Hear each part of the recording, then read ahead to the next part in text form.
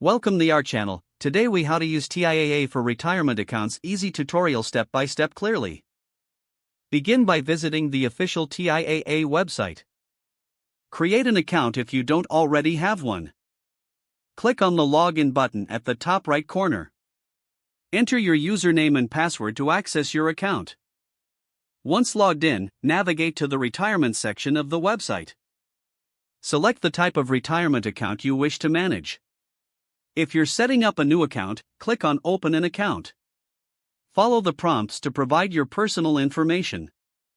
Choose your contribution amounts and frequency. Next, review the investment options available. Select the investments that align with your retirement goals. Make sure to check the fees associated with each investment. After making your selections, click Continue to proceed. Review all information for accuracy before finalizing. Once confirmed, submit your application. Ensure you record your confirmation number for future reference. To manage existing accounts, go back to your account dashboard. Select the account you wish to manage or view. From here, you can adjust contributions, change investments, or update personal information. Remember to regularly review your retirement plan. Consider consulting with a TIAA financial advisor for personalized advice. With these steps, you can efficiently use TIAA for your retirement accounts.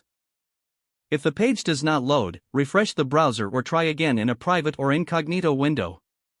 Make sure you are using the correct email address, then retype it carefully to avoid small typos. If your password is not accepted, use the reset option and create a new strong password you can remember. Check your spam folder for verification or security emails, then complete any requested confirmation steps. Enable two-factor authentication if available to improve account security and reduce unauthorized access risk. After signing in, review your profile details so your contact information and settings are accurate and current. If you see an error message, note it down and try again after restarting your device and internet connection. Don't forget to like this video and subscribe to our channel for more step-by-step tech guides.